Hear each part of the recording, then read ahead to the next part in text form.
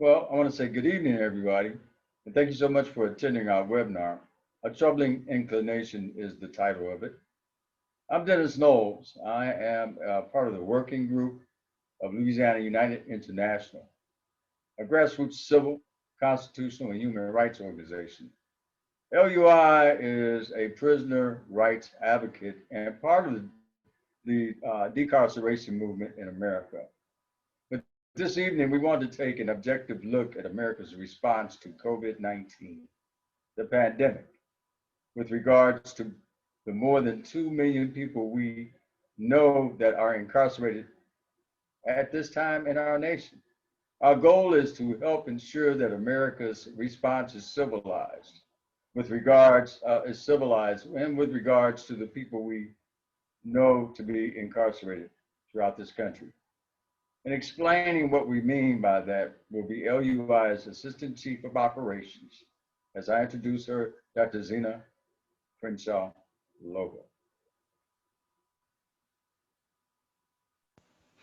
Miss Belinda, if you can unmute yourself. Yeah. Thank you, Dennis. Thank you so very much. You know, we just want to take the time out again to say good evening.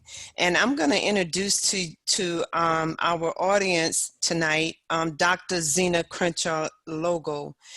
She's a former civil trial attorney who became a full-time human rights defender in 1998.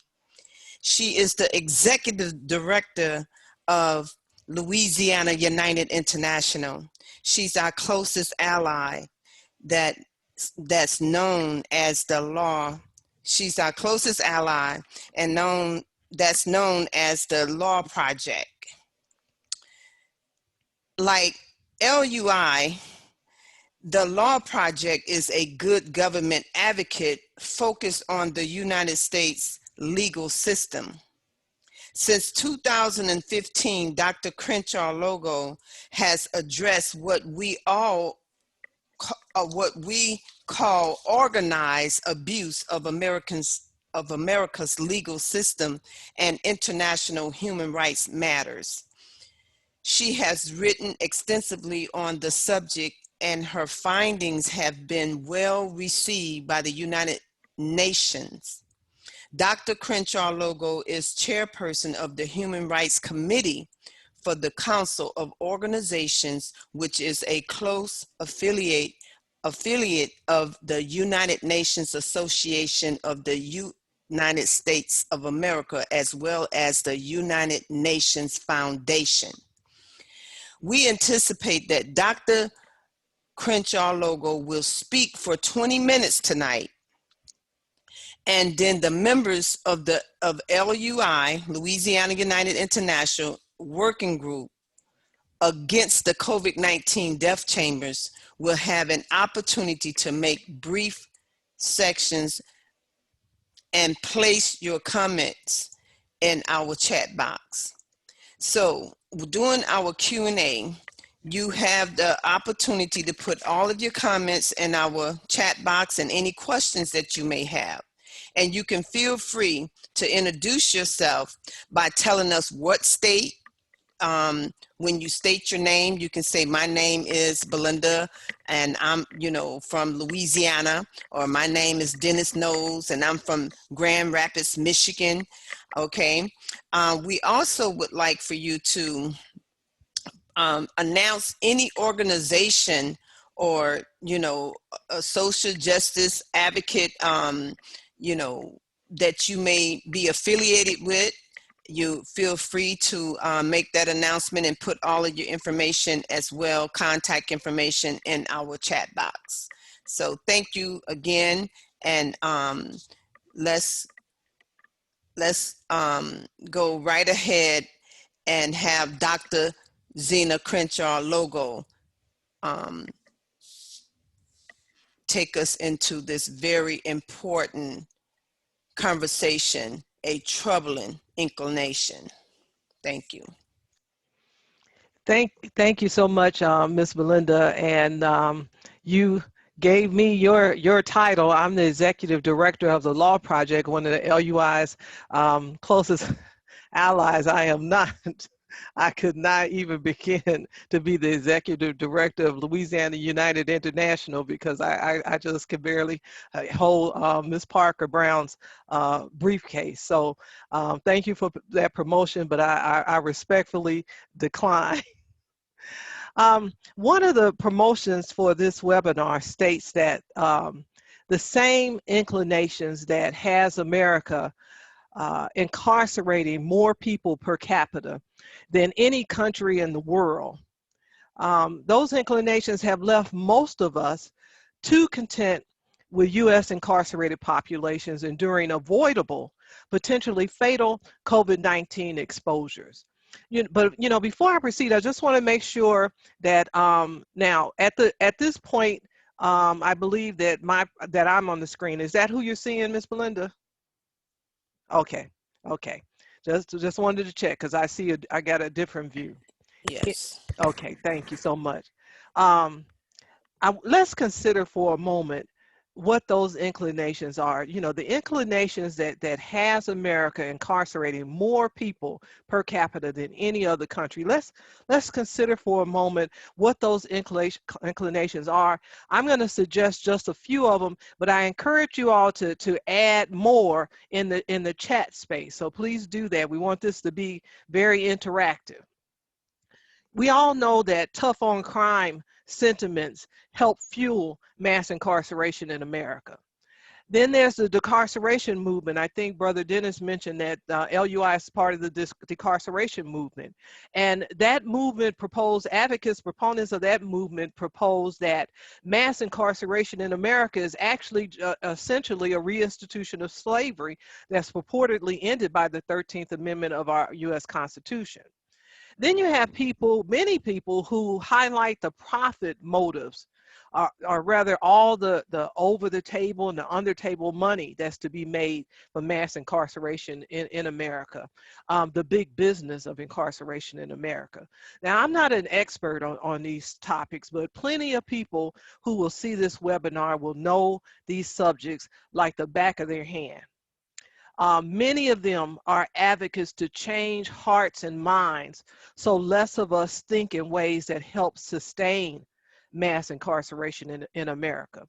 But what this webinar is emphasizing is naturally all of us, whether we're activists, whether we're not, we're just civic-minded citizens, naturally we all have thoughts and inclinations with regard to people our country incarcerates.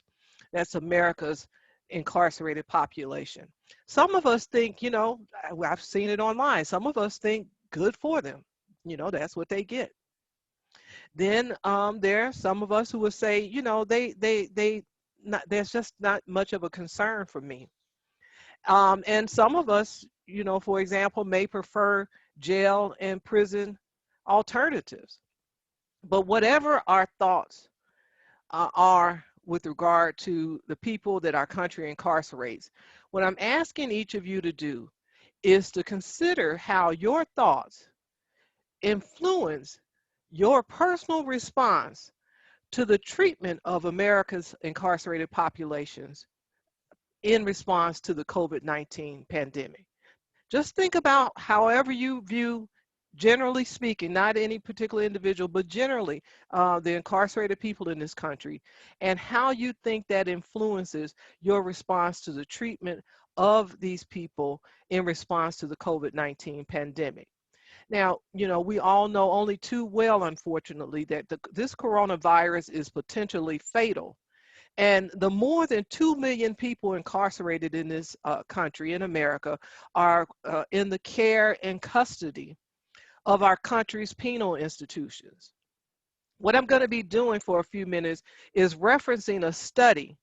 I'll identify the study sometimes towards the end of my presentation, but I'm going to be referencing this study that actually suggests that what any one of us thinks about the people America incarcerates as a group, what each of us thinks impacts how concerned we are about their exposure to COVID-19 in custody. Now, this is a well-regarded study, and it makes that suggestion. It also suggests that we need only go through 10 distinct stages as a society. And if we do that, if we go through these stages, we will accept as collectively, not necessarily any of us individually, but collectively, we will accept the lack of prescribed social distancing and hygiene practices in America's penal institutions throughout the COVID-19 pandemic. We all know about the 6 feet apart. We all know about the washing your hands. You know, some of us know more than others about the recommended procedures for cleaning institutional settings. But this study suggests that if, as a society, we go through 10 distinct stages, we will accept the fact that nowhere in any of the penal institutions across this country at any time during the COVID-19 pandemic so far has social distancing happened and these prescribed hygiene practices taken place at our carceral facilities. The first of these 10 stages is called classification, and you don't have to worry about remembering them or writing them down. I'm gonna put them up in our chat just when I get done. But the first stage is called classification. And that's when we create an us and them paradigm with regard to the people who are incarcerated. We are the unincarcerated. Everybody is here that's on the screen as part of the webinar. I presume we're all part of the unincarcerated. And then the people who are incarcerated, they are the incarcerated. So that's an us and them paradigm. The next stage is called symbolization. Now, we reached this stage in America by equating incarcerated populations with people who have been accused of crimes or actual people who have been determined to have committed crimes or criminals. Now, so far, these classification and symbolization, these two stages seem to be appropriate with regard to people that are part of our criminal justice system, people who have been charged with crime, people who have been convicted. The third stage is discrimination. Now, naturally, our government discriminates between the rights of incarcerated people versus those of us who are not incarcerated. So that's the third stage. The first stage, and the red flags will start going up at this stage. The fourth stage is dehumanization. What I'd like for each of you to do is think about the extent to which you believe that people incarcerated in this country are perceived as less than human. There's no right or wrong answers. Just contemplate it for yourself, because the dehumanization or thinking of people who are incarcerated as less than human is what constitutes the fourth stage that a society goes through if in order to become, you know, unresponsive to the exposure of this particular population to COVID-19. So the fourth stage is dehumanization. The fifth stage is organization. We see that through the hierarchy and administration of local, state, as well as federal carceral facilities in America.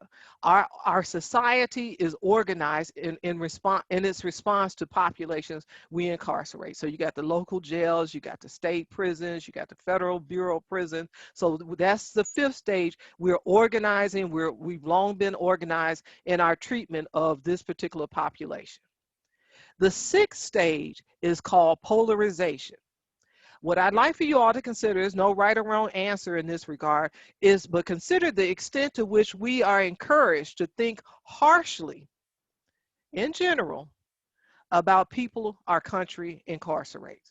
Think about the media, think about what you hear, what you've heard over your lifetime, and just, you know, try to reach a conclusion with your own mind, the extent to which our society has undergone polarization with regard to the people that are incarcerated populations. The seventh stage is preparation. Now, has not various government leaders told us, primarily through major media, how the incarcerated populations over which they have jurisdiction are going to be treated in response to the COVID-19 pandemic? You know, we hear announcements, we see them in the news. to think, to what extent are any of us as private citizens, and even as social justice advocates, to what extent are we consulted and allowed to help shape those responses? Are we not, for the most part, prepared, simply prepared as to how things are going to go? Are we pretty much just told by our public officials how they're going to deal with our incarcerated populations in response to COVID-19 pandemic? Our 8th stage is called persecution. Now, this may be within the eyes of the beholders. There are various government and even very reputable watchdog groups that report on the toll that COVID-19 has taken on America's incarcerated populations. And, for wherever you may think of, in light of the statistics, if you've seen them,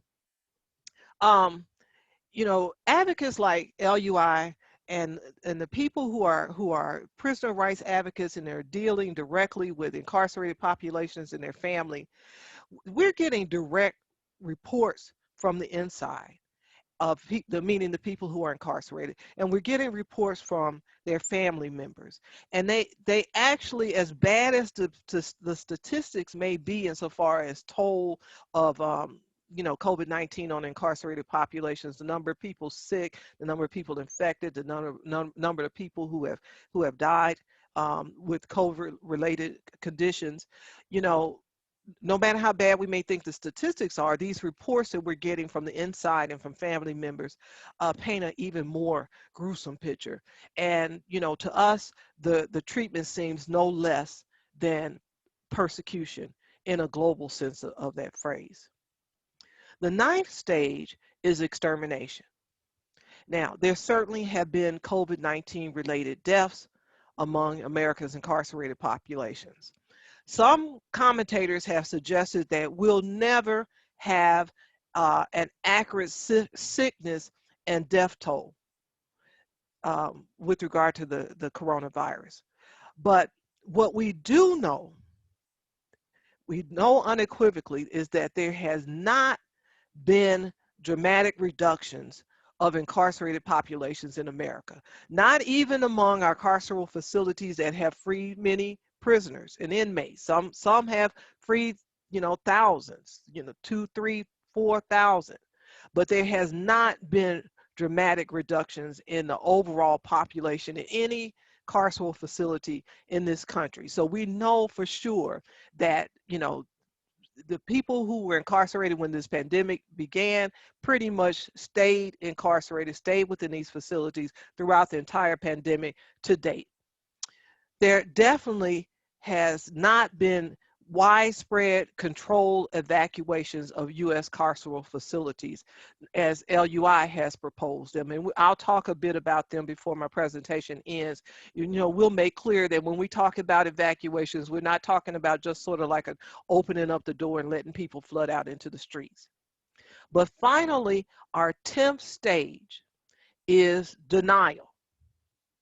Now, it's debatable as to whether we have made it to the 10th stage, but denial is a denial that America's incarcerated population are enduring anything inappropriate. So those are the 10 stages. What I've described for you are the 10 stages of an undertaking that absolutely no healthy person would consider civilized. And guess what? That is the 10 stages of genocide.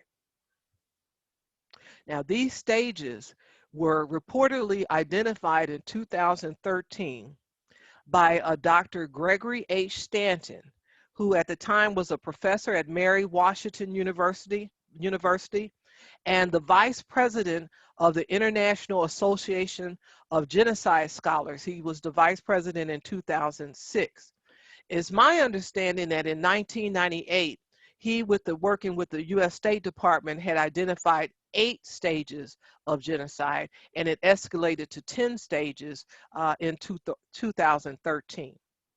But the point is, the Genocide Education Project indicates that the genocidal process starts with prejudice that continues to grow. You start with prejudice and it's just allowed to grow. That's how we move from one stage to another as a society in the genocidal process. And each stage, preventive measures can stop this genocidal process according to the Genocide Education Project. Now, instead of prejudice, our focus is not on genocide per se. And instead of prejudice, our considerations this evening are cast in terms of inclinations, the inclinations that led our country to be the biggest, jailer in the world. LUI's working group against COVID-19 death chambers, we're proposing preventive measures to help ensure that the inclinations that allowed us to incarcerate so many people don't escalate and culminate to the point that we are unresponsive, or we acquiesce to how this population is treated in response to the COVID-19 pandemic, and that there's a de facto impunity for avoidable exposures of America's incarceration populations to COVID-19.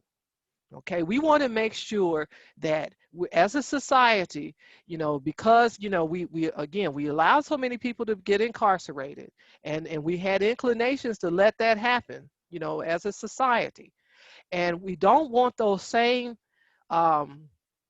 inclinations to parallel what's called the 10 stages of genocide. Basically, you're just talking about a prejudice against a particular group, a disfavored group, and it leads to sort of like an apathy, a form of apathy about what happens to them, even when it's as inhumane as genocide. And of course, we'll talk about the way where the concept of genocide fits in insofar as our incarcerated populations, but even the notion of suffering unnecessarily COVID-19 infection. So we don't want to get apathetic about more than 2 million people in this country. And the working group has proposed certain preventive measures. But let's go back for a moment to the promotional material for this webinar. If you remember, our subline states that most of America is turning a proverbial blind eye towards the impact of COVID-19 on its incarcerated populations. A proverbial blind eye. But let me clarify, many people from the minute, that there was general knowledge of the COVID-19 pandemic, many people, scholars, activists, lawyers, start calling for dramatic reductions of the number of people America incarcerates. So when we say turning a proverbial blind eye, I don't want to suggest that it has not been massive outcry and just encouraging our penal institutions to dramatically reduce their populations. And the point is to reduce the number of people in these facilities so that whoever is left can engage in appropriate social distancing and the hygiene practices that were recommended by the CDC for America's carceral facilities. Now, the CDC doesn't, impose, they're not regulating our penal institutions, but they do have, from the beginning, they've had recommendations as to how they should deal with the pandemic in relationship to the people over which they have care and custody. Now, and, there's just simply impossible. It's just simply impossible for these facilities to comply with CDC guidelines without having a dramatic reduction of the number of people who are in these facilities. And guess what? And this is, where we talk in terms of the blind eye being turned. We have absolutely never saw any dramatic reductions in these prison populations. So despite all the calls for it, it never happened. And, you know, if we're not careful, that's going to be an inconsequential reality.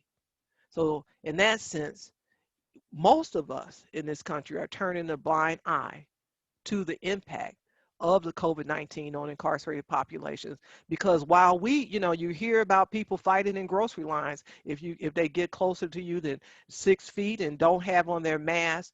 Well, we have people who are within 2 feet of someone who is, you know, experienced classic COVID-19 um, infection symptoms. No mask, no, you know, showering, one small sliver of soap that they're able to use for personal hygiene once or twice a week. And you know, that's what's happening, and nothing much at all has changed since the beginning of this pandemic. Well, last April, not quite a year ago, almost, LUI published a position statement, and it was calling for controlled evacuations.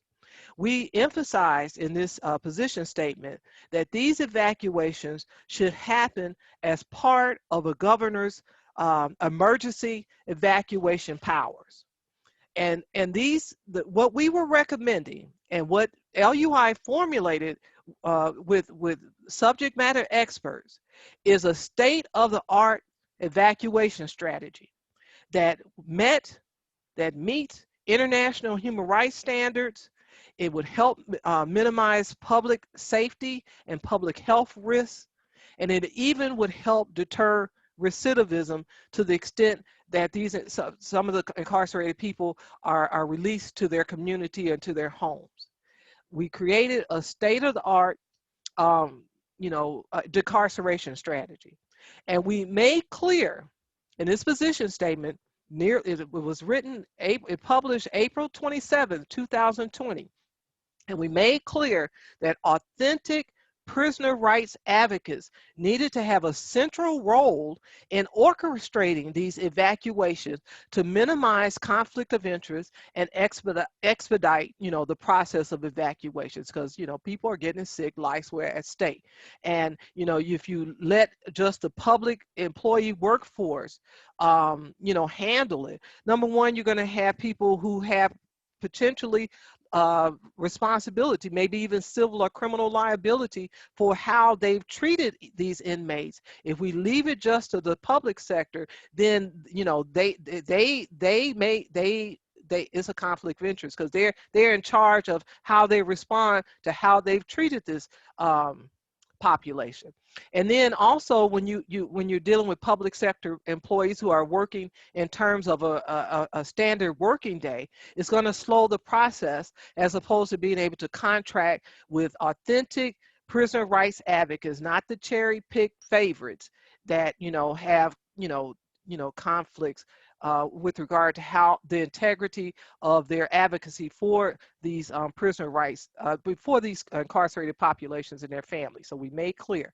Now, the position statement also suggests that, you know, simply warehousing people in facilities that are nowhere close to compliant with CDC guidelines is just not an option that lines up with the civil, constitutional, and human rights of anybody in this country, any American citizen. And our position statement not only makes that clear, but suggests that acting as if, you know, our government can just simply, you know, keep them in these facilities that are, again, nowhere near CDC compliant. You know, that they actually could involve violations of criminal law, state and federal. So LUI was calling for public outcry. In other words, we wanted people to resort to political processes, the democracy, exercises of democracy, instead of just courts, because courts they just simply couldn't work expeditiously enough to stop enough of the suffering and save enough lives. So we needed governors to do what they already have the power to do under standard emergency evacuation procedures. And rather than filing lawsuits and class actions, yes, some of that would be necessary, but we needed people to get to the streets. Well, of course, it's the pandemic. We weren't really couldn't get to the streets, but however we do it, we needed to call on these executive officers to do their job. Do their job. It's about public outcry. Now, again, our proposals weren't about simply opening jails doors and prison doors and letting people in the streets. In fact, LUI has sounded the alarm in response to penal facilities that have done that very thing. Ms. Belinda has attested in other venues to people who, one gentleman in Louisiana was released home, and a week later he died of COVID-19 infection. And so, you know, he's back in the community, he's back in with his family, and, suffering fatal, what proved fatal COVID-19 symptoms. So we have never been about just let them out. And yes, LUI has addressed the situation as genocide, as well as crimes against humanity. And we presented the possibility that's what we could be faced with when it's all said and done. LUI, made a formal report, a 15-page report to the United Nations. Now, our risk is that whatever needless suffering and deaths that have occurred will not be vindicated.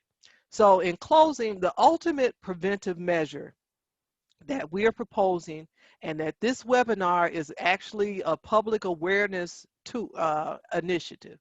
We want people to be aware of the need for these preventive measures.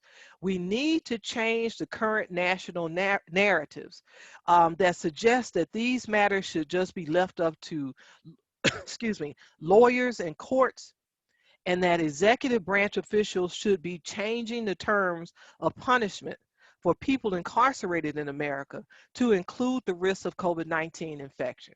Nobody in this country has been sentenced, to endure a COVID-19 infection. Even people sentenced to death, no one was sentenced to die from COVID-19 infection. So when you have executive officials, DOJ, governors, correctional officers, administrators deciding, okay, well, you get to stay here and risk COVID-19 infection, which can be fatal, and you don't.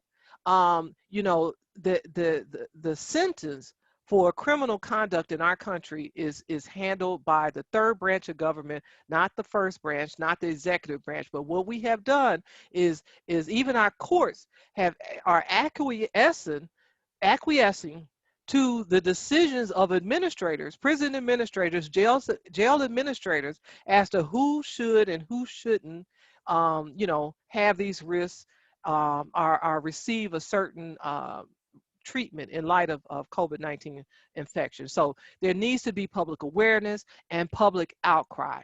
There needs to be appropriate accountability, and hopefully this webinar helps generate some of that and keeps us from moving through these 10 stages of really desensitizing a society with regard to an unpopular group of people. In this case, more than 2 million people in this country. There's America's incarcerated populations. Thank you very much.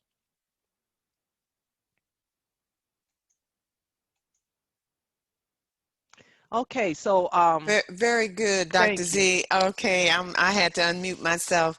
Very good. I'm sitting here, my heart is heavy, because I know for a fact that you just addressed some crucial things that are happening right now, as we speak, in these prisons and jails, on the national level. And, we need a national public outcry, because this is a great wrong. This is the most grievous injustice that you could imagine. And what we're saying is that, when the United States of America has allowed this to happen on their watch, it's like everybody is then went numb. I mean, it's like the apathy is just unreal. And we know that people are dying. We know that people are suffering. We know that they don't intend to facilitate a controlled evacuation so that we can save lives. So thank you so very much, Dr. Z, because I know for a fact that America, you know, it has been unjustly in regards to incarceration and known as having more people incarcerated than anywhere else in the world. And now with this deadly coronavirus, people are dying. And it's none other than genocide. You know, it's none other than a blatant disregard of human rights when we just sit back and allow a Holocaust to take place on our watch. Our governors, they don't need anything. They don't need a piece of paper. They don't need a court order. They don't need nothing but to use their executive powers to order a controlled evacuation so that we can save lives. So we're going to go to our Q&A and allow each person to comment. You know, you can ask a question, but we ask that you would be very courteous to take at least 2 to 3 minutes so that we can have the opportunity to respond to any questions and get to as many as we possibly can within the next 15-20 minutes. Thank you, Dr. Z. Okay, so our working panelists, working group panelists who are available, you know, just you know, raise your hand if necessary, or just you know, we probably, you know, can manage if you just unmute yourself and go ahead and make your comments, and then we do have some questions coming in from the audience. So go ahead, Brother Dennis. Okay, and I know you kind of answered some of this, but I've yet to hear any discussion about concern of the COVID-19 and the industrial prison complex within the Biden-Harris presidency. Although President Biden has purportedly signed an executive order decreeing the defunding of the private corporate prisons, would you not agree that this alone is not enough with regards to the COVID-19? Nobody in the, you mentioned desensitizing, and I see this very heavily. Wow, these 10 points are just straight to the point. Do you see that with, that's my first question. I have a second question after that. Can you go ahead and ask your second question, Brother Dennis? Because what we want to do is sort of get the questions out there and give, you know, everybody a chance to answer, even people in our audience. Okay. An example LUI produced and presented a COVID-19, which you discussed some of that earlier, controlled evacuation plan before the state of Louisiana, a plan that spokesperson for the Louisiana governor, Edwards, suggested there was an interest. And my question is, why do you think the governor and his task force totally ignored this excellent plan by way of never responding once again to this great plan when they said they had an interest, which no doubt would have saved lives in all penal institutions throughout the United States of America, this being a template? Okay, so we got questions. Again, audience members are encouraged to put questions in our Q&A and comments in our chat. And also, if anyone in the audience wants to actually have their microphone unmuted, they can raise their hand, and if we have time, we'll allow that to happen. Ms. Belinda, does anybody want to take a stab at that question, those questions that Brother Dennis has presented? If not, I'll try. You go right ahead, Dr. Z, and yes, you go right ahead. Well, you know, I think that your question plays into a question that we're getting from the audience, an inquiry about, are the incarcerated people vaccinated? Because, you know, we are at this point more than a year, just right at a year into this pandemic. And we have talked about the governor using their emergency powers. but what in order to do these controlled evacuations. So the question becomes, are we still in an emergency state? Particularly when the country is in the process of undergoing these vaccinations, and could it be that if enough of the incarcerated populations are vaccinated, that would eliminate the need to dramatically reduce the populations, and they can just simply proceed from there. So you know, there never seemed to be much receptiveness to an expedited response to this pandemic. And even though people were, suffering and people were dying, there was seemingly a mindset among our public officials on a state and federal level that, they were just going to soldier through it. We've gotten feedback from the inside that whoever was going to get sick was just going to get sick, whoever was going to die was just going to die, and we get through the pandemic, and just business would continue as usual. So now, whether that was an official position, I think that it has proved to be what happened in real life. And so the people who are there now, perhaps if they're vaccinated, that'll be all that's necessary to control any further spread of COVID-19. Who at this point, who knows? But it's very important that across the country, we stay aware of what the status of efforts are insofar as getting these vaccinations to the incarcerated populations. And also we stay mindful of to what extent there seems to be an effective resistance to COVID-19 in light of the vaccination. That's something that none of us really know, even those of us who are taking the vaccination, who are not incarcerated.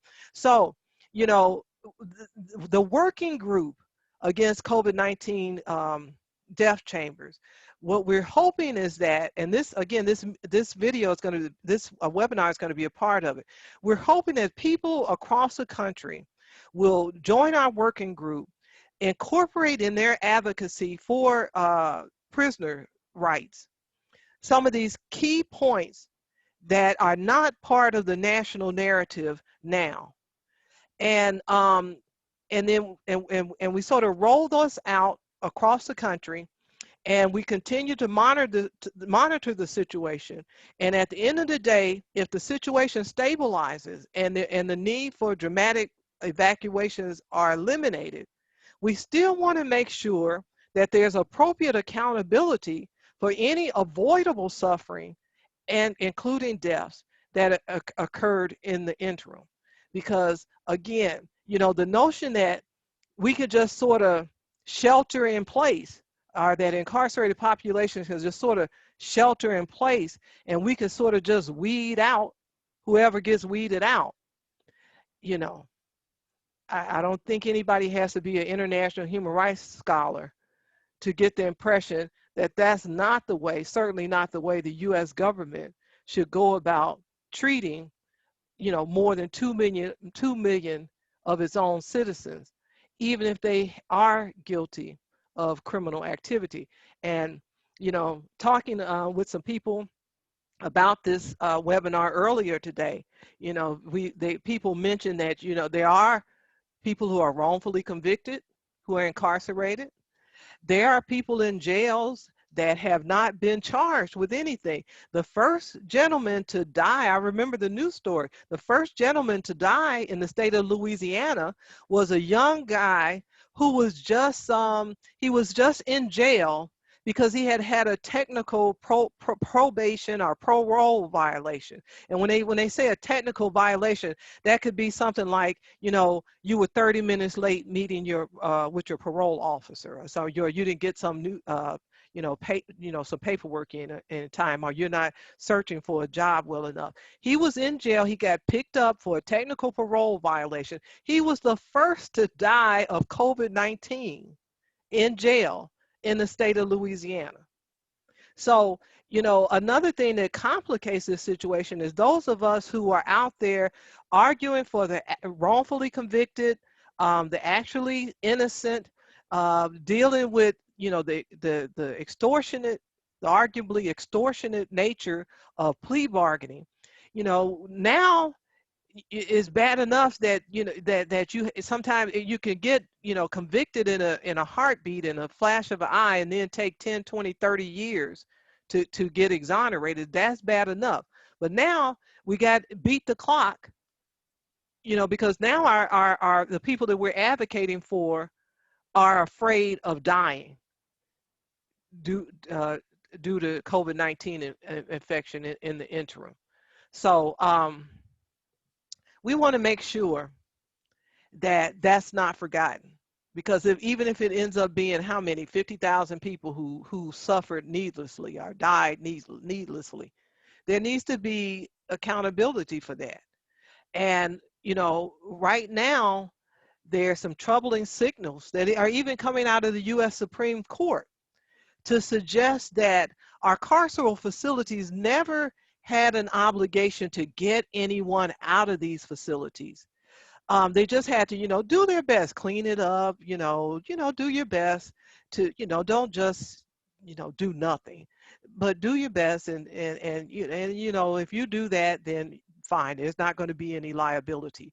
So, you know, imagine if our government could keep any of us confined inside of any facility that has, you know, out of control COVID-19 exposure.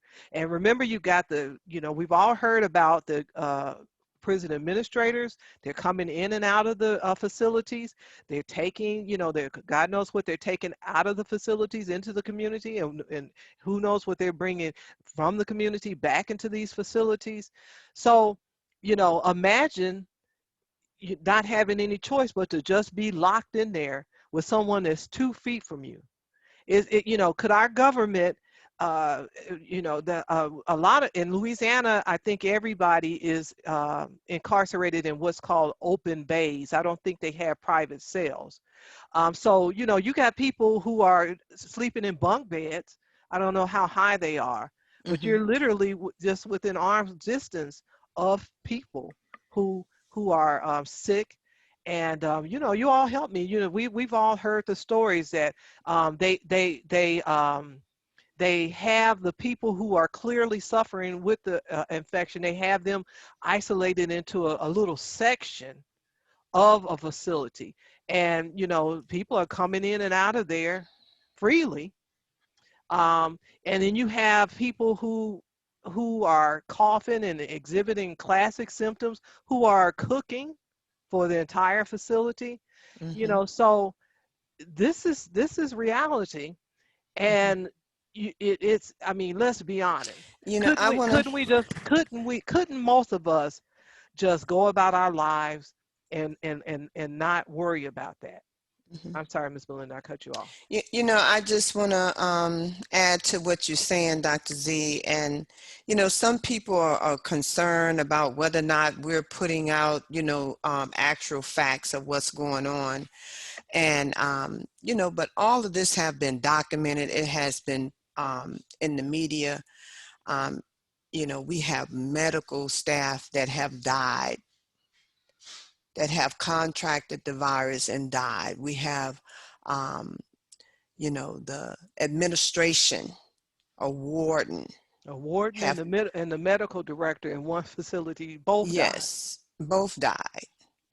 You know, so um, this is not just, it's nothing, nothing is good about this. But the sad thing is that, you know, we have the fox guarding the hen house. We have the Department of Correction that is benefiting from keeping people in prison that should be released. You know, anytime you have people that is due for release within 2 to 3 months contract the virus and they can't go home to their family. So it's, this is very painful to know that America, you know, our governors, you know, when you say, Dr. Z, that they have already put it on paper, they have already made the assumption is that if anyone, you know, decide that they want to get some type of what I want to say, compensation or you know, or even, you know, justice for what's taking place, nothing will be done about it, because it's a pandemic. No one would be responsible for it. So how can we be civilized and just allow a genocide to take place while the whole world is watching? It's not right. So we need a public outcry, and we're not going to stop until, you know, someone hear us, because we are the voice for those people that are suffering, those families that are losing their loved ones, that can't even come home. They can't even be released because there is no type of way of determining whether or not it's going to be safe. So thank you so much, Dr. Z. We want to continue to allow anyone else that have any questions or comments. And we still owe Brother Yeah. Dennis a answer to his first question. But I want to really, really drive home, you know, the distinctions between the narrative the national narrative as we are proposing versus what we're hearing. Number one, in major media, the fact that the governors could have responded to the COVID-19 through their emergency evacuation powers, we don't hear that. You know, LUI has been making that point from the beginning. And but the impression that everyone was left with is that, well, you know, yes, we're asking the DOJ, we're asking the governors to you know, allow these evacuations, and we're just going to have to take them to court. So the heroes were the advocates who were filing motions and filing class action lawsuits, and just by their nature, they, you know, that's going to take a 30 to 90 or more day process. Well, in the meantime, the COVID-19 virus is not waiting on, you know, these legal processes. Not to mention the fact that not everyone is going to have access to lawyers, competent lawyers, and be able to, you know, perform these legal processes. So that was one of the ways we wanted to switch up the national narrative, to get people to stop thinking that, well, we asked them, they haven't done it, so now we're just going to have to wait on the court order. No, as private citizens, we could have demanded that our governors do their job, do what they're empowered to do. They don't need any legislative consent. They don't need any judicial consent. All they need to establish is that it is an emergency situation. And, you know, Ms. Belinda and I, and Ms. Our chief operations officer, we sat in on the governor's task force in Louisiana. And while some very good recommendations came out of that task force, and, you know, there was some lip service to moving expeditiously, it was as if, you know, there was really no commitment to doing anything anytime soon. And this is when we're in the height of the pandemic, you know, and people are really, you know, people didn't even understand that people could be asymptomatic and still be infected and that sort of thing. So, you know, that's one of the things. And also, um, the argument was made that, you know, there was a moral imperative, that public health, it was in the best interest of public health to reduce these populations. LUI wanted to emphasize that it is against the law, that it's illegal, it's improper, may even be criminal to continue to warehouse people and basically change the terms of their incarceration. So again, it's about switching up the national narrative. We hope that people who get a chance to view this webinar will reach out to LUI, and we'll put in the chat. All you have to do is go to our website, www.launitedi.org. That's LA United I, so for Louisiana United International.org. And you'll see where you can look at our position statement. You can still sign our position statement. You can notify us if you want to become part of a working group. But everybody, we just need people to be generally aware and personally, you know, cognizant of where things are with regard to how our incarcerated population is being treated. Dr. Okay, Dean, I so we think got two more minutes, Brother Dennis. So go ahead and add your comment, and if we have time, I'll try to answer your first question. I think someone that came with me has their hand raised. I'm not sure. Okay, so they want to talk?